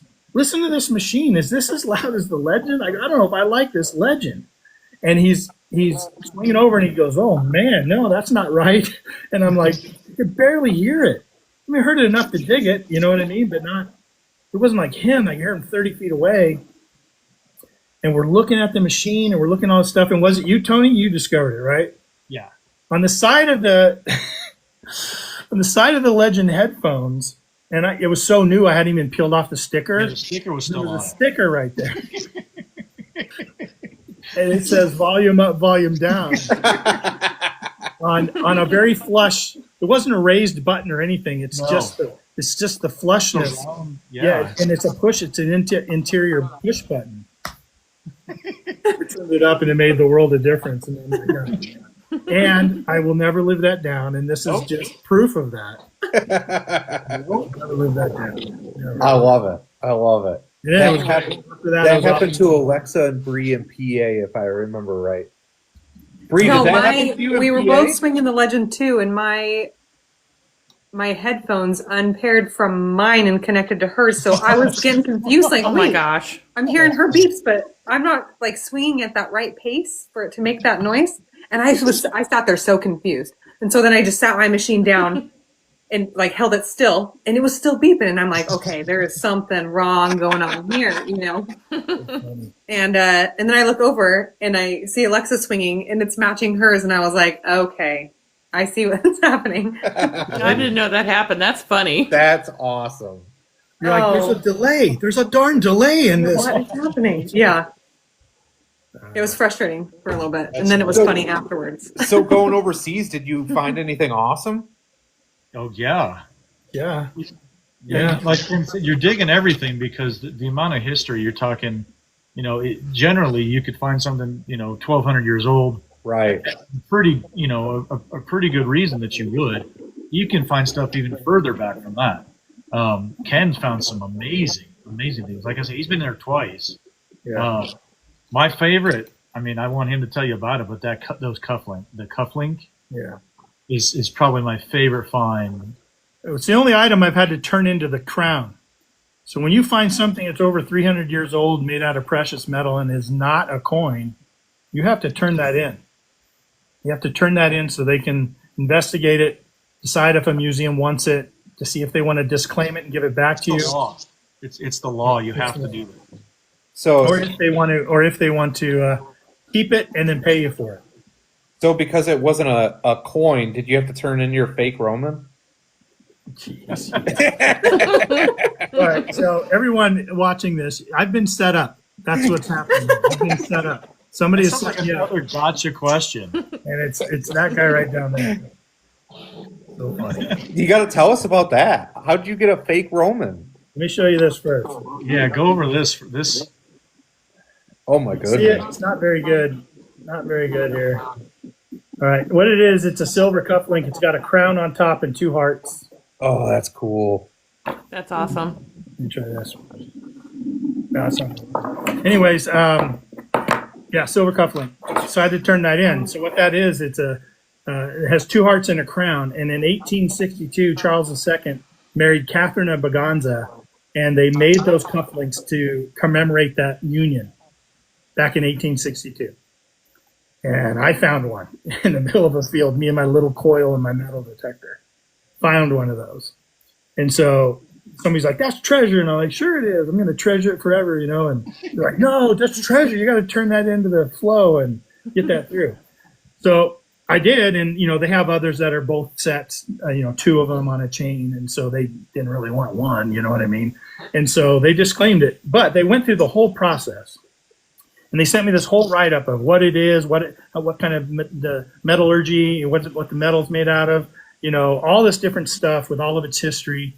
And every step of the way, they emailed me, hey, it's now in the hands of the antiquity scheme. Hey, now it's being evaluated by historical groups and blah, blah, blah. And then finally, hey, it's being disclaimed. We're going to send it back, send it to you. So that was cool. That's cool. That's cool that they kept you updated that whole time too. That's How long did that process take? About 6 months, 7 months. Yeah. They weren't too quick about it, but I'm glad I got it back. Holy cow. Yeah, the time frame doesn't. I mean, you know, you want to get it back, but if they're keeping you up to date and in communication and stuff, like you're like, well, I didn't slip through the cracks. I mean, you know, my little old treasure, you know, whatever that they just want to poo-poo on, but I'm going to keep in my case, you know, forever. Just kind of keeping you in the loop and things like that. You're like, okay, cool. They're still moving through the process, and Right. At least you're not sitting there wondering what the heck's going on with it. right. Yeah. It's cool that it comes back with a bunch of information too, you know, historically from them. Yeah. That's what I loved the most. That was great. But last time I was out there, we were metal detecting, and in England, especially the fields this group puts us on, there's a lot of Roman coins, Roman fibulas, a lot of Roman stuff in certain fields. Like they'll tell you that. They'll be like, okay, over there in that field is a huge Roman field. They found a lot of gold in this field. There's like hammers in this field, gold and silver. Over here is a lot of like, you know, different stuff. Like they just have been found over the years. And they till it up like 2 foot deep. They till those fields up. So they're always like a beach. So they're always bringing history up to the surface. That's why it never gets hunted out. But I was out there, and we all wear walkie-talkies. There's 14 of us out there, and we all have walkie-talkies. So all of a sudden you hear like, Roman, you know, and then you got to decide if you're going to walk the quarter mile over to where the guy's standing to go look at this Roman. But that's the way it goes. So I hit a signal, opened up the plug, and it was the world's most detailed and beautiful Roman coin that anybody has ever seen in the entire world. It was the most detailed Roman emperor on the front. No wear on it whatsoever. You know, on the back, it was worn, but not wear. It was worn, like it was black. It was black and silver, sort of old wear, but not scratchy, you know, wore down imagery. And on the back, it said Roma on the bottom, and there was a chariot scene. Come on. I'm shaking. Yeah. This is the Roman field. And I don't know what to do, so I'm starting yelling at the closest guy. I was about 100 yards away, and I'm like, oh my gosh, you know, Silver Roman. And he starts making, he's one of the bus drivers, basically. He knows all about that area. And he's heading his way over to me, and I get on the walkie-talkie, and I'm like, guys, I just found the most beautiful Roman coin that's ever been found in the history of the world. You know? I mean, it was spectacular. And I'm shaking. I don't know what. So, people are a quarter mile away, and I see them start walking towards me. And yeah, they need to. This is an amazing find. This is going to be in every museum. They're going to fight over this. It's amazing. And the guy that kind of is from the area walks over to me, and he goes, let me see it. And he's holding it. And he's not freaking out like I'm freaking out. He's looking at it, he's turning it over, and he goes, it's fake. And I go, what? And he goes, son of a bitch, he says. He goes, so when you go over and part of this group, you become a part of this club, the Colchester Metal Detecting Club, okay? And he says, he gets on the walkie-talkie, he goes, hey, buddy, he said, it's another one of those fake coins. And I guess somebody in the club, I don't know if it's local or somebody else, thought it would be funny to buy a bunch of these Roman replica coins on Temu or whatever and plant them in these fields for these crazy Americans that are coming over looking for treasure. And they've found one other. They've found one other of them in a field in another part of the area there in Colchester. But it's a club field, so they know it's somebody in the club.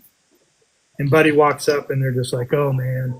And I'm trying to get on the walkie-talkie like, don't come over, because they're walking from a mile away, you know. And I just felt crushed. Yeah. I just felt crushed. And they said, they go, if we ever catch who the hell this guy is, yeah, he's out of the club, and if he walks away, he'll be lucky, you know. And it was terrible. But then the reality sinks in. I should have known. I know what old Roman coins, silver coins look like.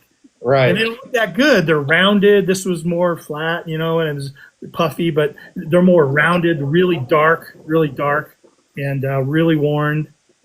And I just had fooled myself because I wanted to find something like that so bad. Huh. I know that feeling all too well. Oh, yes.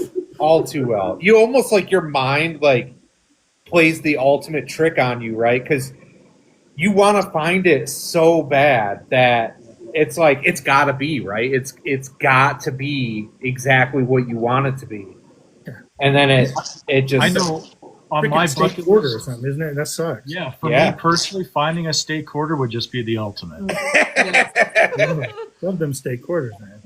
I Freaking love that you skateboarder. can use that sound clip on your show, too. Like, I love every it. time you hit it, I'm That's part of the dying show laughing.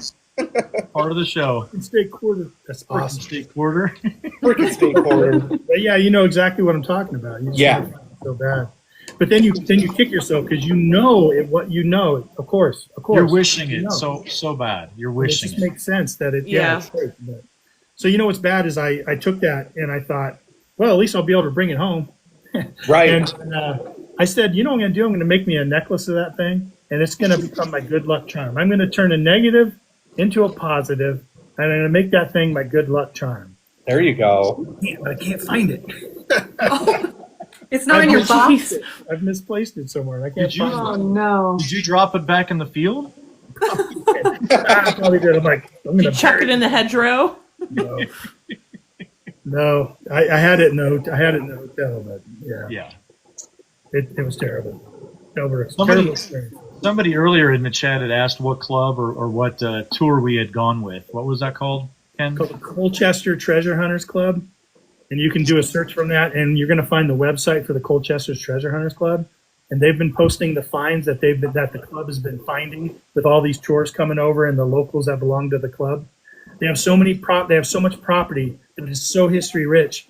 You go to that website, Colchester Treasure Hunters Club, and message me if it is not the most amazing website you've ever been to when it comes to finds. You can sort it by copper, by gold, by silver, by age of history.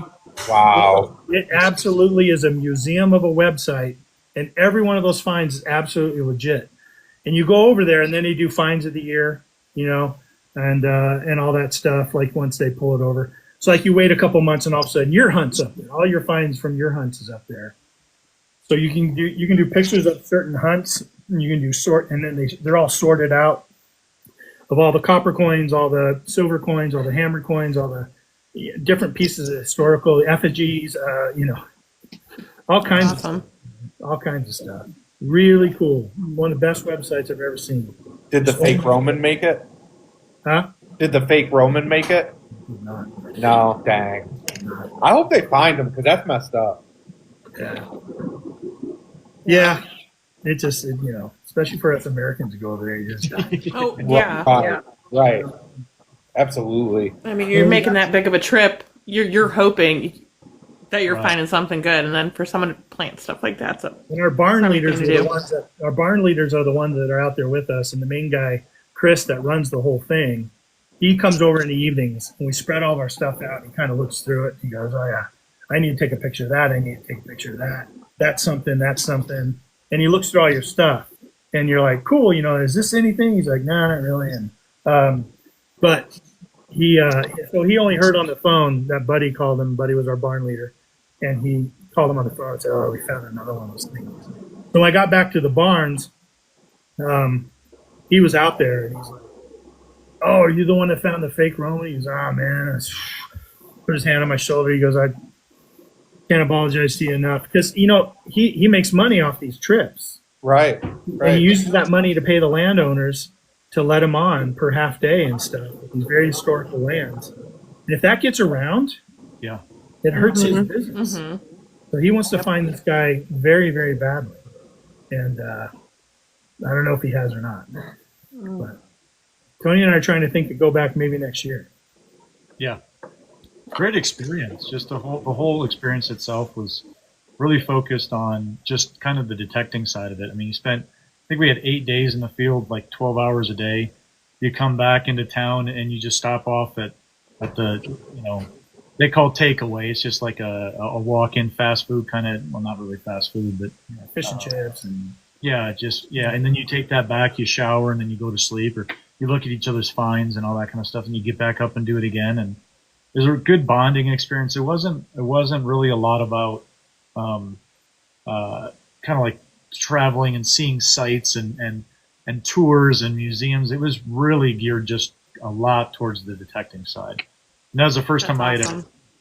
And it was, 100% I would recommend. I want to go back every year, twice a year they open it up. And if I had the money, I would do it because it's an incredible experience. It ruins you though when you come back here, but when you're there, you're in that moment, man, you're just like in heaven for 8 straight days. It's insane. Oh, I'm sure. I could only And get to imagine. share that again, share the hobby and the experience with other people that appreciate it. And if they find something incredible, you're just as happy as they are. They come running to you. I mean, it's incredible for all of us Yankees over here that get to go do something like that and don't find 1700s coins or whatever very often.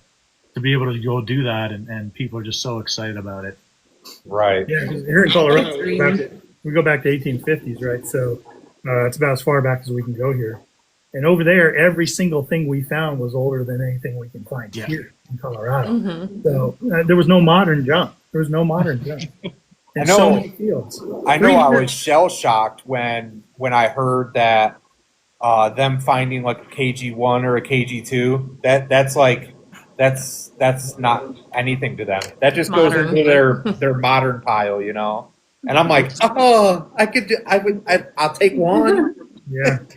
What's funny Does is that we does got that the- trip, that Colchester Treasure Hunting Club, does that one fill up pretty quick like some of the others? Like if people are interested in going, should they start thinking about it now and plan like a year or two out?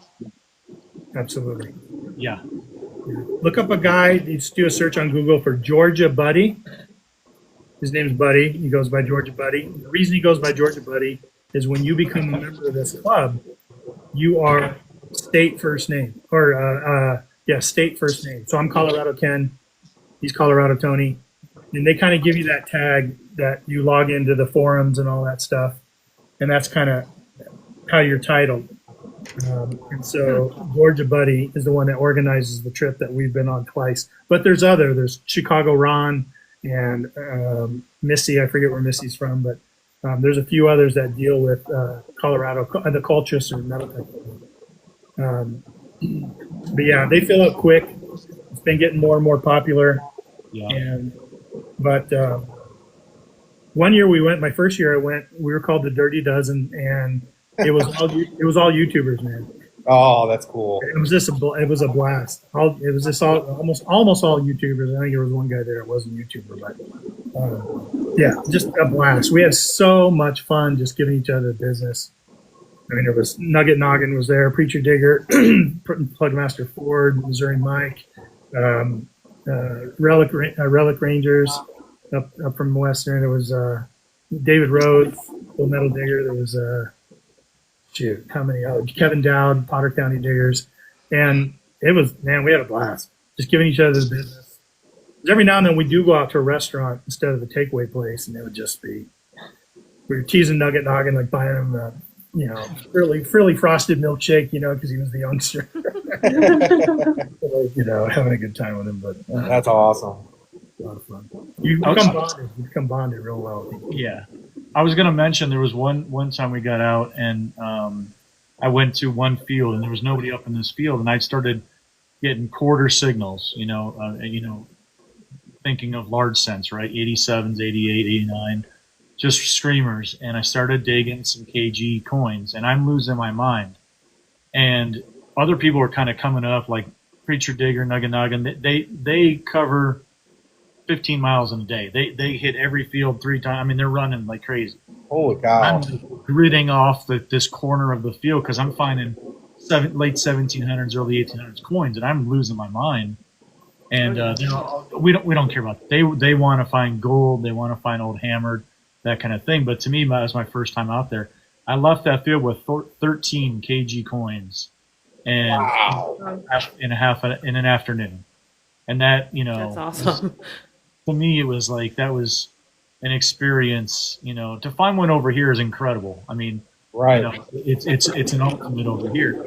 Over there, like you said, it's just kind of pocket. It's modern trash to them, and but I'll take 13 of them in 4 hours any day. They're still over here on my. They're in a display case, and it's something I cherish. Absolutely. Yeah, the most modern thing I think we found over there was World War II flak, anti-aircraft. Wow. And that's cool too, right? Right. The history that you're holding in your hand that we can't find here in Colorado. So Yeah. Absolutely. I remember you That's fun. showing that on that lab that you did, yeah, asking if anyone knew what it was. Very yeah, cool. it is very cool. Very cool So- piece of history. I mean, it's cool. Mm-hmm. Yeah, absolutely. So what's it like detecting at your great uncle's house?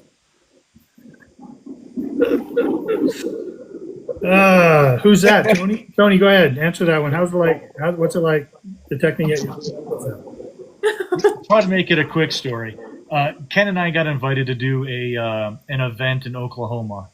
I don't remember what the name of it was, but we got invited to go out there and kind of represent Relics Radio and meet some people. We met Teresa, the treasure hunter, Joe Setti, a couple other people, and we got to hunt with them, for the first time at an event and stuff. So we found out one of the first things that Ken says was, "Hey, my family, used to live in such and such Oklahoma."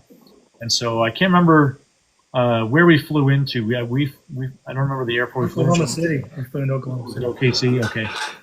And so then we made a trip out of it, and we said, all right, we'll fly into this. His family old house, he did the research and found out the address of his old house, and it was your great uncle and great aunt from like the 1930s, right? They lived in this Oklahoma town. He was a merchant in that town and lived in that house. Right.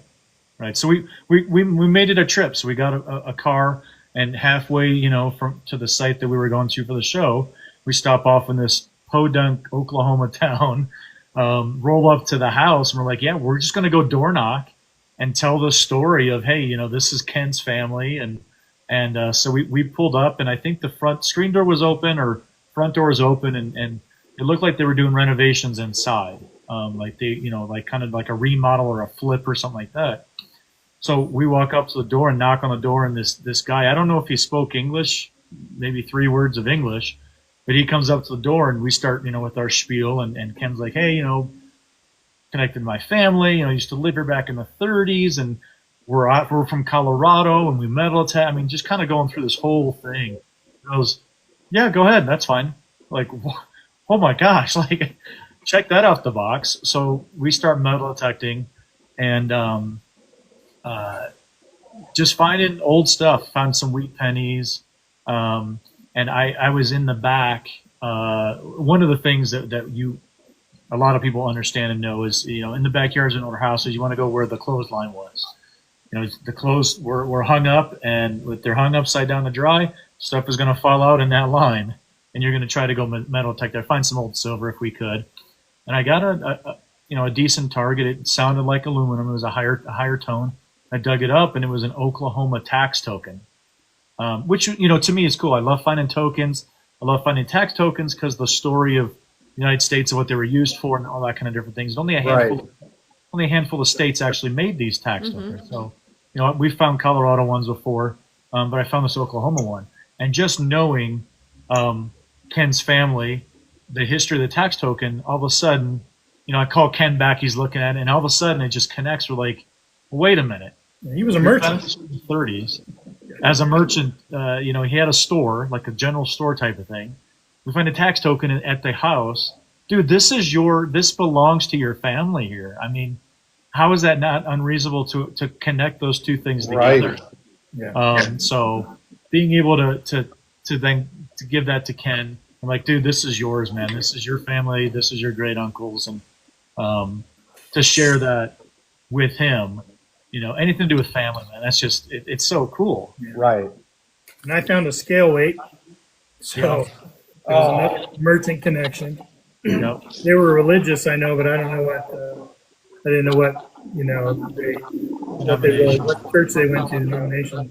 But Tony found this really wonderful silver religious pendant that was just beautiful. Matter of fact, I just saw it the other day, Tony. I was looking through the drawers and I saw it, and it brought me right back there. And he ended up giving me that. He ended up giving me the tax token. He ended up giving me this religious medallion, and I got that trade weight. I think you found a big old silver bracelet too, right? Like a band. I think so, yeah. Yeah. But We did pretty well there. huh? We It did fit pretty you well there. But just we felt very successful because it's pretty darn sure thing that it belonged to, this guy George Bell that is in my, I became aware of him through my genealogy research down my father's mother's line, and we found there, we got to permission, we detected, and we found some stuff. It was just awesome. Everyone always asks me what your biggest find you want to find. And to me, it would be anything from an ancestor, a king, my last name is King, a king ancestor site, historical site, land, property that belonged to one of my ancestors that says K on it or says King on it or says anything that I know I could tie to one of my ancestors. That would be it. That'd be it. Yeah. That'd be it. You know what I mean? So that was close. That was real close. That's cool. Good of Tony to kind of, Teresa's in the chat. She said she found a coal miner's tag That was so cool. That was so cool. Yeah, after one of the events, we went, the four of us, it was Joe and Teresa and Ken and I, we went door knocking in the town. It was an older town, so we're like, let's just go find the old part door knock. And Mining town. Old mining town. yeah, old mining town. And we had permission at one house, and you know, I'm around the tree, Joe's up by the house, Ken, I think, was on the side, and Teresa's going through the flower bed. I'm like, I'm not going to touch the flower, but I'm not going in there. You know, I don't want to destroy these people's flowers. All of a sudden, she pulls out this miner's tag. Like, you've got to be kidding me. It was one of the coolest things to see. We're all so happy for her, obviously, to be a part of that, to see it. But again, you know, to the mining town and the connection there and all that kind of stuff. It's just really, really cool experience. Yeah. Didn't we also find like a tramway key fob or something? Yes. Yeah. That's cool. Back when the town only had tramways and stuff, Yeah. they just had so Teresa just said it was such a fun trip. Yeah.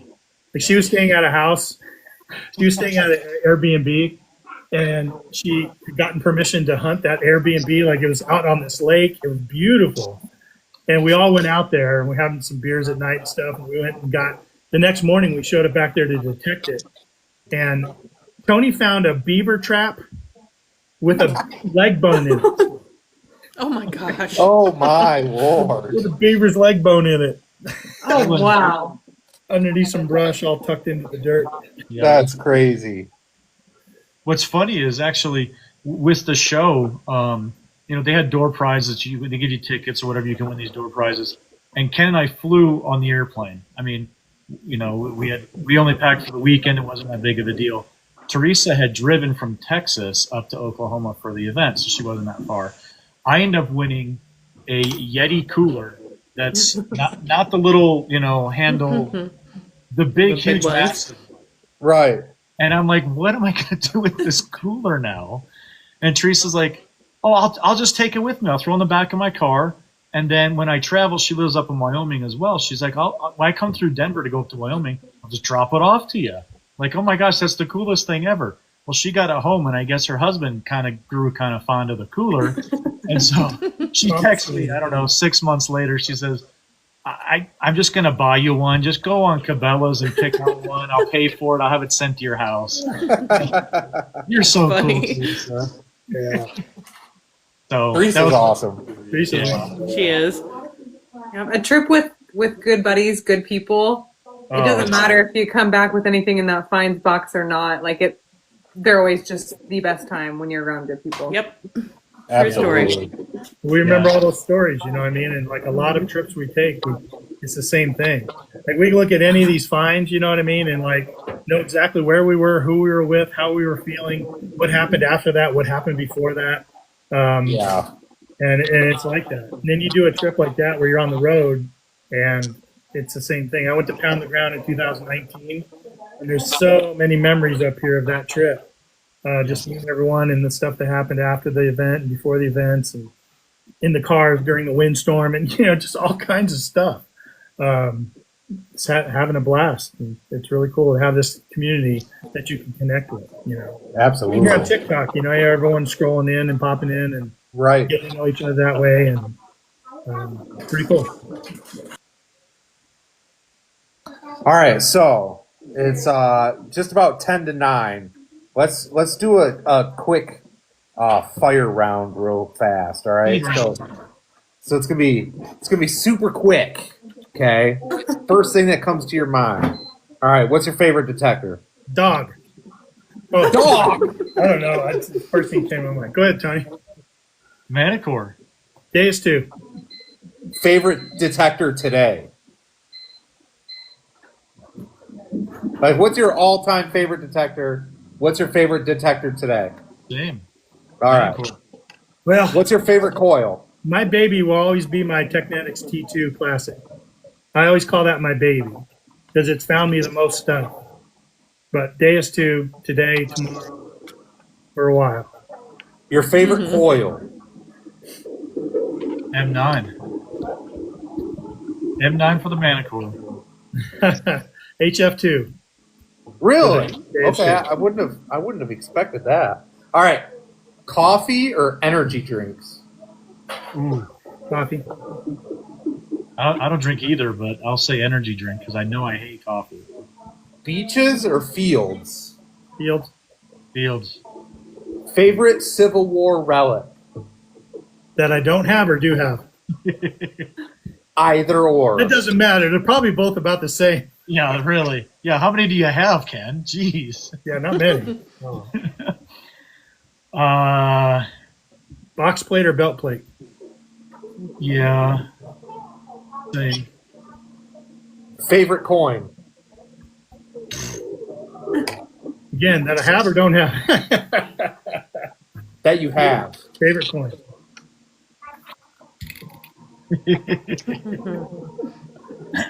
Feeling that was coming. Gold coin. Tony's got to outdo me with his bigger gold coin. Look how big that is, man. That's Compared to That's massive.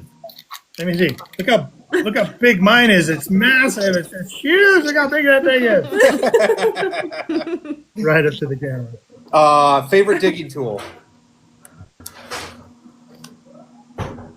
I've got the Gravedigger shovel, and I love that thing to death. I think I'm going to move on from it, but I love it. I've had two of them, and they're insane. They don't make them anymore.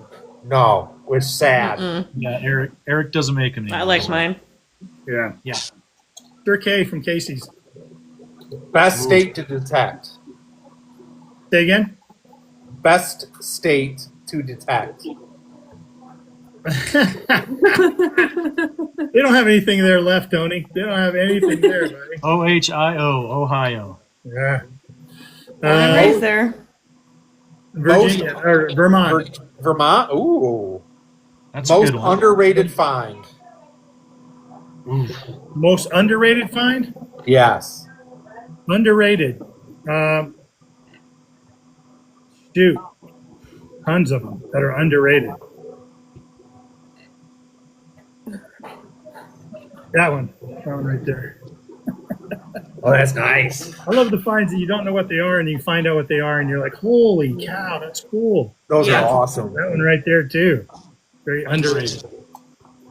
But probably like, I don't know, probably that people find all the time that are kind of underrated. Probably like, I don't know, Total Bells. I love are Total Bells. underrated, but every time somebody finds one, they lose their mind, you know? Oh, I Yeah. love them. Mm-hmm. Are they complete? They have the dingle dangle in it, you know. Oh, yeah. Oh, You yeah. know, it's a big deal. Bucket list Love it. relic. Bucket list relic. Bucket list. I'm for me. I'm going to say a cavalry spur from the 1850s out here in Colorado. Ooh, Cool. That is extremely specific. it's very specific. Well, this is the deal. So I've got this. Ooh. It's got to go with it. Mm-hmm. So it's, Oh, it's, that's spectacular. it's the It Colorado is. Company B with the Cross Saber Cavalry with a McClellan's 1859 saddle badge Oh, from my the goodness. U.S. Cavalry. Yeah. So I need the spur. Dang. I need the spur to go with it. Wow. Are those from the same location, same site? Very close. Wow. What, That's yeah. incredible. Very Actually, you know what? It We is. talked about the story Those earlier. coordinates. Some of those came from the field behind the dream house that we're trying to get permission from the guy Okay. for his grandfather. That Oh. that come from the llama field. So that's from the llama field. Oh, my goodness. Yeah. That's incredible. Yeah. Yeah. Amazing. I hope you guys get permission for that, and I want to watch. Well, what's funny, we made quite Right. a few videos from that location, and I mean, that's all my general service buttons that came out of that site, to include an infantry officer's button. But Dang. we made quite a few videos of it, really documenting the type of finds that were there that really related specifically to a cavalry company B out of Colorado. And so the question that kept coming up is, you haven't found a spur yet. You haven't found a spur yet. And it's been the driving force going, we found everything else that kind of relates to that specific soldier, that cavalry soldier there. there has to be a spur somewhere there, and I thoroughly believe it's at the Button House across the street that we don't have permission at now. 100%. It's in that iron patch we never dug up. Iron patch. Yep, 100%. It's in that iron patch, and I'll backhoe the hell out of that thing if we get permission. What's your most embarrassing detecting moment? Fake Roman coin. Huh? Fake Roman coin. Ooh, That's mine. gosh, I can't think of one. You have a lot to choose from, Tony. Yeah, the list is You walking Pick behind one. you with the Deus 2 and finding all the artifacts I find after you go through with your Manicore. Next question. Oh my goodness. Do you guys want to take a moment to tell everybody where they can find you on what platforms? Yes. Good, Tony. Yeah, first and foremost, we're on Relics Radio on YouTube every Wednesday night over at 5280 Adventures, Relics Radio podcast. Kind of the same format. We have people on, do interviews, show finds, tell stories, and just kind of sit back and just really enjoy each other's passion about the hobby. So find us over there, as well as any other social media. You'll find 5280 Adventures. That's me. Yep. I'm on Adventures in Dirt. You can find that anywhere. Just Google it. All the social media I'm there. I'm not active on many of them, but started getting active on TikTok a little bit. Might go live here more. Definitely small little posts over on Instagram, and definitely on YouTube for sure. Used to have a show on YouTube called The Weekly Dirt, where I would feature kind of like a news sports central metal detecting finds from all kinds of different people across the community. I'm hoping to bring that back soon. But yeah, Adventures in Dirt, you can find me anywhere. And we have Relics Radio over on anywhere you can find podcasts. Yeah. Anywhere, the Apple Podcast, Podbean, any of that stuff, you can find Relics Radio. Heck yeah. Thank you guys. Thank you guys for taking a moment and saying that. Sure. Thank you for asking, Bree. This is one of the things I absolutely love about this show is taking time to interview people, and it's not always about the finds, right? That's in our name, is behind the finds, but part of those finds are where we are today, right? With our friendships, those moments of the finds, like you were saying earlier, Ken, with looking at something and immediately remembering everything about it, who you were with, where you found it, what year you found it. Those are all pieces of that, and along comes the stories.